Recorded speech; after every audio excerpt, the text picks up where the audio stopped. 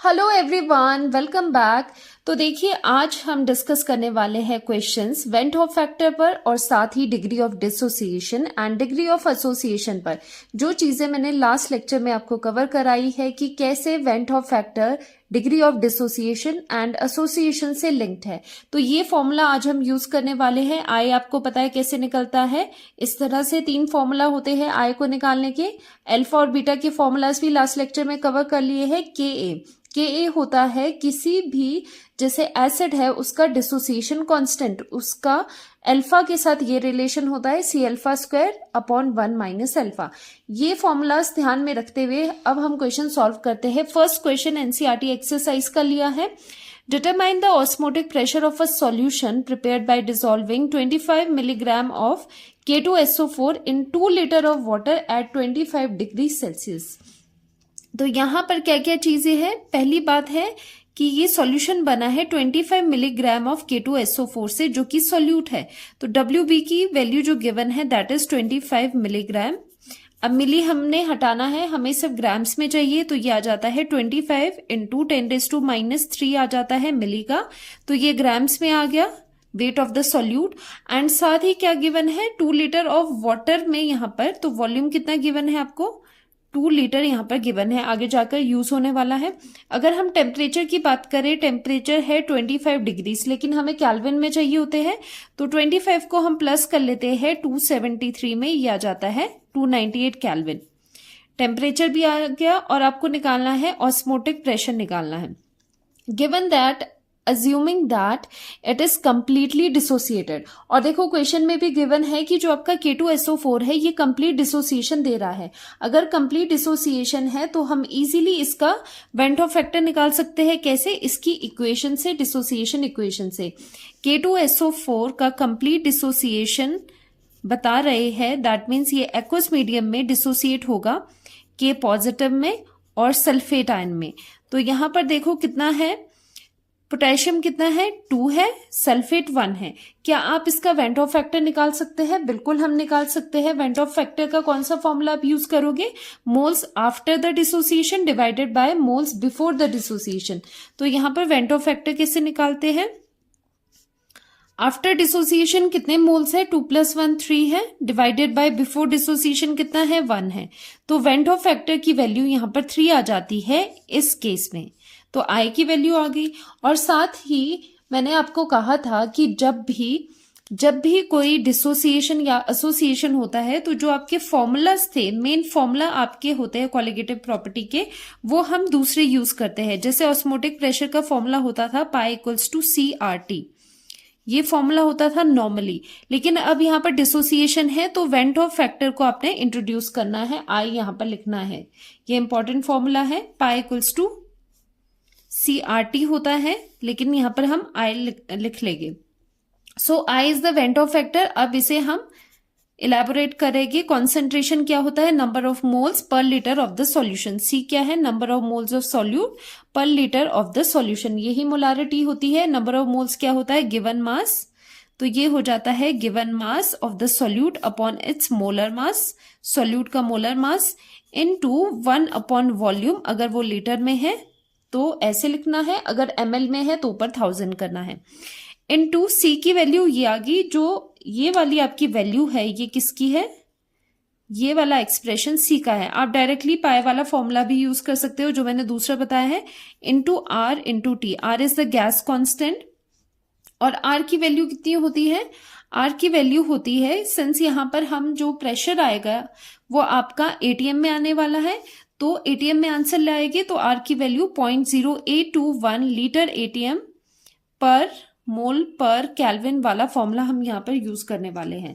So value put कर देंगे, pi equal to आई की वैल्यू 3 पुट करेंगे, इनटू WB कितना था 25 into 10⁻³ divided by molar mass. Molar mass of K2SO4 कैसे निकालेंगे? इस तरह से निकाल के 174 इसका मोलर मास आ जाएगा, पोटेशियम का 39, सल्फर का 32, ऑक्सीजन का 16, 174 इसकी वैल्यू आ जाएगी। तो यहां पर पुट करेंगे तो यहां डिनोमिनेटर में आ गया 174 इनटू साथ में वॉल्यूम इन लीटर चाहिए एंड वॉल्यूम इन लीटर कितना है 2 लीटर्स ऑलरेडी गिवन है, तो यहाँ पर 2 आ जाता है। गैस कांस्टेंट की वैल्यू 0.0821 पुट करेंगे इनटू टेम्परेचर कितना था 298 केल्विन, 298 केल्विन ये वैल्यू है। ऑन सॉल्विंग आपका आंसर कितना आ जाएगा 5.27 इंटू 10⁻³ ATM। एटीएम में क्यों आ रहा है, बिकॉज यहाँ पर ये आर की वैल्यू आपने एटीएम में ली है, तो ये आपका आंसर आ जाता है। ऑस्मोटिक प्रेशर की वैल्यू आ जाती है। तो इसमें खास बात क्या थी, ये वेंट हॉफ फैक्टर की। नेक्स्ट क्वेश्चन देखते हैं। 2 gram of benzoic acid dissolves in 25 gram of benzene. तो यहाँ पर क्या क्या चीजें हैं, बेंजोइक एसिड आपका सॉल्यूट है, WB equals to weight of the solute 2 grams, weight of the solvent A benzene में डिसॉल्व है 25 ग्राम्स है यहाँ पर। और क्या गिवन है, a depression in freezing point is observed, कितना आ रहा है, डिप्रेशन इन फ्रीजिंग पॉइंट की वैल्यू आपको गिवन है 1.62 kelvin. Okay, and molar depression constant for benzene, तो ये कांस्टेंट है KF, इसकी वैल्यू 4.9 आपको गिवन है, यूनिट्स यही वाले रहेंगे। What is the percentage association of acid if it forms dimer in the solution. तो आपको निकालना क्या है, आपको बीटा निकालना है। बीटा क्या है आपका, परसेंटेज ऑफ एसोसिएशन या फिर डिग्री ऑफ एसोसिएशन भी हम इसे कहते थे। मैंने लास्ट लेक्चर में आपको बताया था अल्फा होता है डिग्री ऑफ डिसोसिएशन, बीटा क्या था, डिग्री ऑफ एसोसिएशन हमने किया था। तो यहाँ पर एसोसिएशन की बात हो रही है, तो बीटा का परसेंटेज आपको फाइंड आउट करना है। पहले आप बीटा फाइंड आउट करोगे, उसके बाद उसका परसेंटेज में उसे कन्वर्ट कर दोगे। अब बीटा फाइंड आउट कैसे किया जाता है, बीटा का फॉर्मूला होता है I-1 1/n-1, ये वाला फॉर्मूला होता है बीटा का with the went Hoff factor. तो ये आपको पता है, तो यहां से हमें अब I निकालना पड़ेगा तभी बीटा आएगा। तो I की वैल्यू कैसे आप निकालते हो, अगर यहाँ पर मोलर मास है, मोलर मास की फॉर्म में हम निकालते हैं। चलो यहाँ पर normal molar mass divided by जितना एबनॉर्मल मोलर मास आ रहा है, ये करके आप आई की वैल्यू निकाल सकते हो। लेकिन यहाँ पर नॉर्मल मोलर मास तो चलो हम कैलकुलेट करके निकाल देंगे, बेंजोइक एसिड का एबनॉर्मल कैसे आएगा, उसके लिए हम डेल्टा TF का फॉर्मूला यूज करते हैं, KF इंटू मोलैलिटी वाला। वहां से आपको फाइंड आउट करना है ये वाला मास, फिर जाके ये क्वेश्चन आप सॉल्व कर पाओगे इजीली। चलिए करते हैं। यहाँ पर अब आप फॉर्मूला लिखते हैं डेल्टा TF का। सो डेल्टा TF का क्या फॉर्मूला है, is equal to KF into molality. So KF into molality, molality में होता है number of moles of solute, जिसको हम मास की टर्म में निकाल देते हैं, mass of the solute W upon molar mass of the solute into ऊपर 1000 upon weight of solvent in grams. तो ये किस में होगा, ये ग्राम्स में है, ऑलरेडी ये ग्राम्स में है। तो यहां से हम निकाल देते हैं MB, इसे दूसरी साइड ले जाएंगे। Molar mass of the solute कैसे निकलेगा, KF। सो KF की वैल्यू कितनी है आपके पास, KF की वैल्यू गिवन है 4.9 MB तो इधर आ गया, इनटू WB कितना है 2 है, इनटू 2 इंटू 1000 ऑलरेडी था, डिवाइडेड बाय यहाँ पर क्या है डेल्टा TF की वैल्यू 1.62, वो डिनोमिनेटर में चली जाएगी, इनटू साथ में नीचे क्या है वेट ऑफ A 25। तो यहां से मास ऑफ द सॉल्यूट B कितना आपके पास आएगा, कैलकुलेट करके 241.98 देख लेना, इतना ही आएगा ग्राम पर मोल। ओके, तो इतना वेट आपके पास मोलर मास आता है सॉल्यूट का। जो भी हमने मोलर मास निकाला है बाय यूजिंग द फॉर्मूला, उसे कहेंगे एबनॉर्मल मोलर मास, बिकॉज वहां पर क्या था, वेंट हॉफ फैक्टर नहीं था, तो वहां पर एबनॉर्मेलिटी होगी मोलर मास में, मोलर मास करेक्ट नहीं होगा। तो नॉर्मल मोलर मास जो कि इस तरह से कैलकुलेट करते हैं, नॉर्मली जैसे आप मोलर मासेस निकालते हो, तो यहाँ पर C6H5COH का मोलर मास निकल करके आता है 122 ग्राम पर मोल, इस तरह से आप देख सकते हो। अब क्या आप वेंट हॉफ फैक्टर निकाल सकते हो, बड़े ही आराम से आप निकाल सकते हो इसे। ऊपर आ जाएगा normal molar mass divided by abnormal molar mass, ये फॉर्मूला यूज करोगे और I आपके पास आ जाएगा। सो I की क्या वैल्यू आ जाएगी, नॉर्मल मोलर मास कितना है 122 डिवाइडेड बाय एबनॉर्मल पीछे कितना निकला था 241 0.98। इसे सॉल्व करोगे, ये आपका क्या है, ये आपका आई की वैल्यू है। अभी इसे सॉल्व नहीं करते, वैसे ही रखते हैं आगे क्योंकि पुट होनी है। तो आई की वैल्यू यहां से आ चुकी है इतनी। आपको पूछा क्या है, आपको एसोसिएशन का परसेंटेज बताना है, मतलब आपको बीटा बताना है। तो एक्चुअली यहां पर हो क्या रहा है, CH3COOH एसिटिक एसिड, नहीं C6H5COH benzoic acid, not acetic, benzoic acid के 2 मोल्स आपस में एसोसिएट करके क्या बना रहे हैं, इसके डायमर बना रहे हैं C6H5COOH होल ट्वाइस। तो यहां पर ये डायमराइज हो रहे हैं। अब यहां पर फॉर्मूला हम यूज करते हैं relation between beta and I, हमने लास्ट लेक्चर में बहुत अच्छे से करा था। क्या होता था, beta is equal to i van't Hoff factor -1 1 upon n -1। तो ये फॉर्मूला यूज करते थे हम बीटा और आई का रिलेशन देखने में। यहां पर जो बीटा है वो क्या है, degree of association, this is degree of association, and I आपका वेंट ऑफ फैक्टर है, आपको पता है, एंड एन क्या है। देखो इसमें कंफ्यूज नहीं होना, जब डिसोसिएशन का केस होता है तो n की वैल्यू क्या होती है कि कितने आयंस में डिसोसिएट हो रहा है कोई भी आपका एक कंपाउंड, ठीक है, कितना डिसोसिएटेड आयंस वहां पर है वो n बताता है। लेकिन एसोसिएशन के केस में ये क्या बताता है, कितने मोल्स आपस में एसोसिएट हो रहे हैं। सो यहां पर n क्या है, नंबर ऑफ मोल्स एसोसिएटिंग, यहां पर डायमर बन रहा है तो n की वैल्यू इस केस में 2 हो जाती है, क्योंकि 2 number of moles of benzoic acid आपस में कंबाइन कर रहे हैं और यहां पर ये डायमर आपके पास बन रहा है। ओके, इतना समझ आ गया आपको। अब देखो बीटा की वैल्यू आ गई, आई की वैल्यू इसमें डाल देंगे, एंड यहां पर n की वैल्यू कितनी है, हियर n की वैल्यू 2 है, क्योंकि 2 मोल्स यहां पर एसोसिएट होके डायमराइज कर रहे हैं, तो n की वैल्यू 2 होगी, एंड i की वैल्यू यहां से आ जाएगी। तो बीटा आप निकाल सकते हो easily, beta is equal to i में आ जाएगा i -1, ये बाद में पुट करते हैं नीचे, 1/2 -1, तो ये कितना आ जाएगा, i -1, ये आ जाएगा -12। इसे सिंप्लीफाई कर लेते हैं, 1 माइनस वेंट ऑफ फैक्टर ये आ जाता है आपके पास, और साथ में अच्छा ये 2 भी था, इंटू 2, ये ऊपर आ जाएगा 2।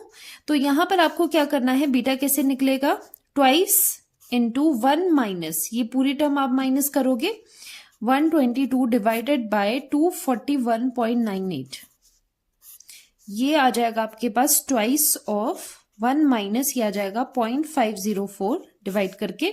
सो बीटा की जो वैल्यू आ जाती है ट्वाइस ऑफ, ये आ गया 0.496, तो बीटा इज इक्वल टू 0.992।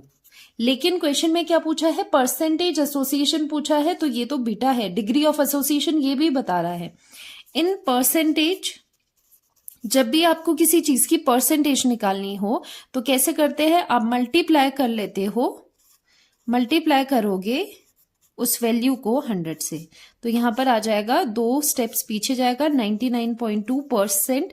यहां पर आपके पास आ जाता है कि कितना परसेंटेज एसोसिएशन हुआ है। दिस इज द आंसर, ठीक है। तो इस तरह से आप ये क्वेश्चन करते हो। आई होप आपको ये समझ आया होगा। अब नेक्स्ट क्वेश्चन देखते हैं। 0.6 ml of acetic acid with density this is observed in 1 liter of water. The depression in freezing point observed for this strength of acid was this. तो यहाँ पर volume of the acetic acid दिया है 0.6 ml, density दी है, and volume of water is 1 liter में आप observe कर रहे हो। और आपने ऑब्जर्व क्या किया है, ये एक्चुअली जो ऑब्जर्व जहां पर लिखे उसका मतलब होता है एक्सपेरिमेंटल वैल्यू। तो ये आपकी क्या है, experimental value of the colligative property है। Delta TF depression in freezing point observe हुआ इतने डिग्री सेल्सियस।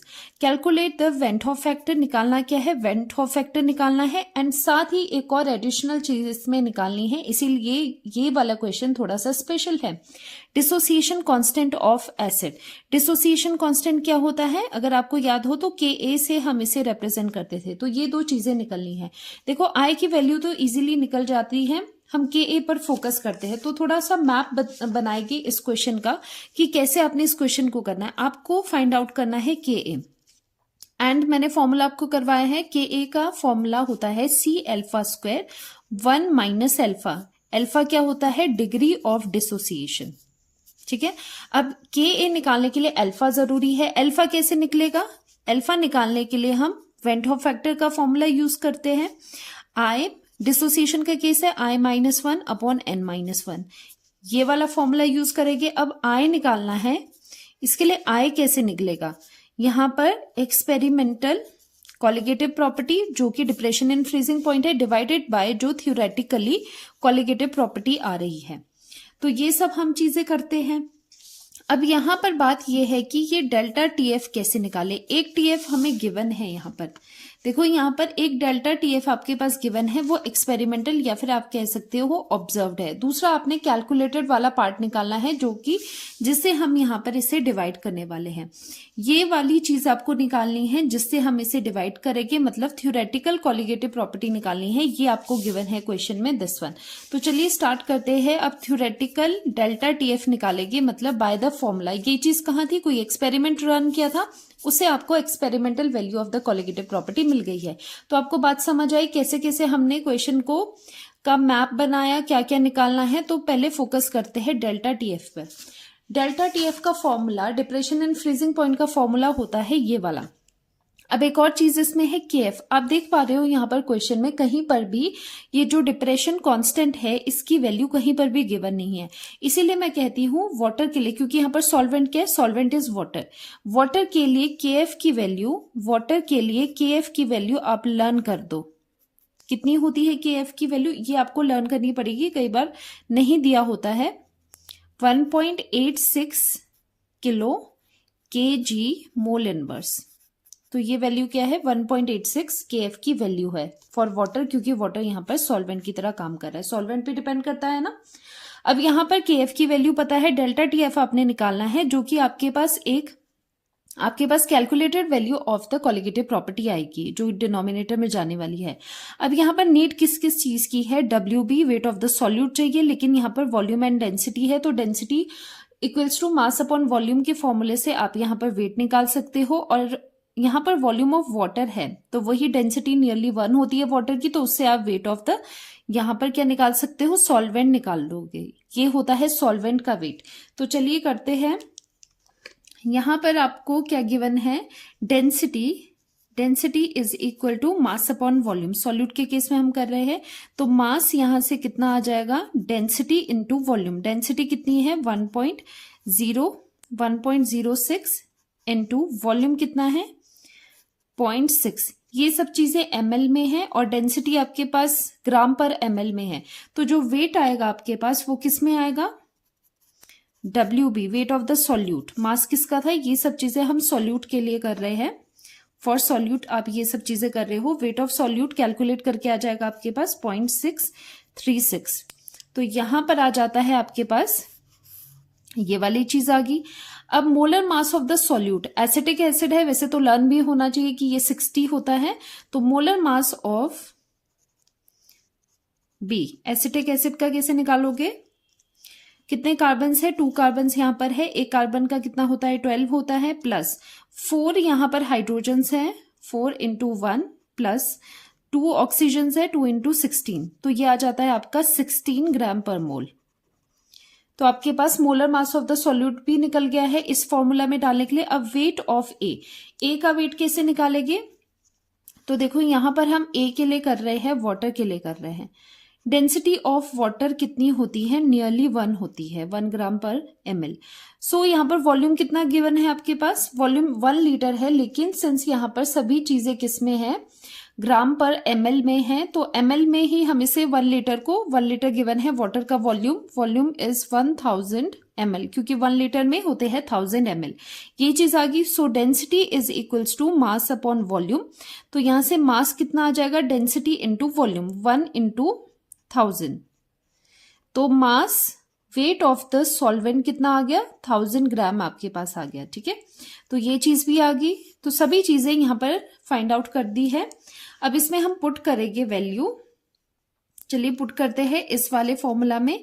कितना आ जाएगा? मास दूसरी साइड ये वाला मास आपके पास है, डेल्टा टीएफ की वैल्यू आ जाएगी KF की value 1.86 into mass of the solute 0.636 और नीचे डिवाइड कर देंगे मोलर मास जो क्या था 60, ये भी हो गया into 1000 upon weight of the solvent कितना है 1000 ही है, तो 1000 से यहां पर फिर से आप डिवाइड कर दोगे क्योंकि ये ग्राम में आना है और ये वाला भी आपके पास ग्राम्स में है, तो ये कट जाएगा। डेल्टा टीएफ की वैल्यू आपके पास कैलकुलेट करके आएगी 0.0197 केल्विन। ठीक है, तो डेल्टा टीएफ की वैल्यू आपके पास ये आती है और ये कैसी वैल्यू है, this is the theoretical value. ये क्या है, ये आपकी थ्योरेटिकल वैल्यू है जो थ्योरी से आपने निकाली है, फॉर्मूला लगा के निकाली है, और जो आपके पास गिवन होता है वो ऑब्जर्व वैल्यू है। ऑब्जर्व कहाँ करोगे, कोई एक्सपेरिमेंट होगा उसी में तो ऑब्जर्व करोगे ना। चलिए अब निकालते हैं went Hoff factor. Went Hoff factor आपने कैसे निकालना है, वेंट हॉफ फैक्टर का फॉर्मूला होता है जो एक्सपेरिमेंटली आपने कॉलिगेटिव प्रॉपर्टी निकाली है डिवाइडेड बाय आपने जो थ्योरेटिकली फॉर्मूला से कॉलिगेटिव प्रॉपर्टी निकाली है।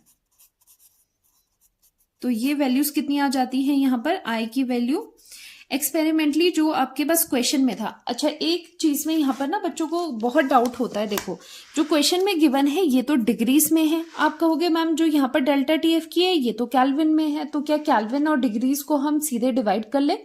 तो यहाँ पर एक चीज देखो, यहाँ पर टेम्परेचर की बात नहीं हो रही है, यहाँ पर डिफरेंस इन टेम्परेचर की बात हो रही है। अगर मैं आपको ये कहूं कि एक जगह मेरे पास 2 डिग्रीज है टेम्परेचर, एक जगह 1 डिग्रीज है, अगर मैं इनको माइनस करूं कितना आएगा, 1 डिग्री आएगा चेंज, ये है चेंज। और दूसरा ही ये डिग्रीज में है तो केल्विन में कैसे कन्वर्ट करते हैं, 273 से प्लस कर लेते हैं। यहां पर 273 प्लस 2 कर लो और यहां पर 273 प्लस 1 कर दो, तो ये केल्विन में आ रहे हैं आंसर। दिस इज 275 केल्विन और ये है 274 केल्विन। अब इन दोनों को अगर आप माइनस करोगे तो चेंज कितना आ रहा है बताना मुझे, ये चेंज आ रहा है 1 का। ठीक है, तो ये जो चेंज होते हैं ना, जो चेंज होते हैं इसमें आप डिग्री या केल्विन नहीं देखते हो, ये जस्ट चेंज है। चाहे ये चेंज आप डिग्रीज में देख लो या केल्विन में देख लो, वो सेम ही आने हैं, इसीलिए यहां पर हम दोनों को डिवाइड कर लेंगे। एक वैल्यू आप ये वाली उठाओगे और ये एक वैल्यू आप नीचे वाली उठाओगे, क्योंकि ये डिफरेंस है। यहां पर आपको कोई भी इसके यूनिट्स नहीं डालने होते, ये बात समझ लेना। सो 0.205 आपकी एक्सपेरिमेंटल थी, क्वेश्चन में गिवन थी, और कैलकुलेट करा हमने 0.0197। ये क्वेश्चन बहुत इंपॉर्टेंट है, अच्छे से इसे करना।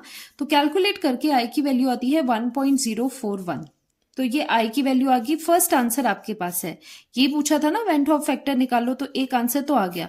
अब बात आती है कि कैसे हम के ए निकाले। के ए के लिए आपको मैंने यहां पर बताया है, के ए के लिए आई की वैल्यू तो आ गई है, तो के ए के लिए आपको अल्फा निकालना पड़ेगा और अल्फा ऐसे निकलता है।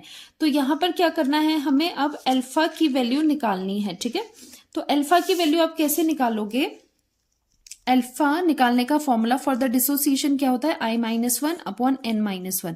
अब यहाँ पर n की कितनी वैल्यू होगी, यहाँ पर n की वैल्यू 2 होगी, क्योंकि यहाँ पर 2 मोल्स जो आपके 2 मोल्स है एसिड के, वो क्या कर रहे हैं, वो डिसोसिएट होके 2 मोल्स ऑफ आयंस दे रहे हैं, क्योंकि ये डिसोसिएशन का है ना, यहाँ पर 2 मोल्स यहाँ पर डिसोसिएट हो रहे हैं एसिटिक एसिड के, कैसे, CH3COOH।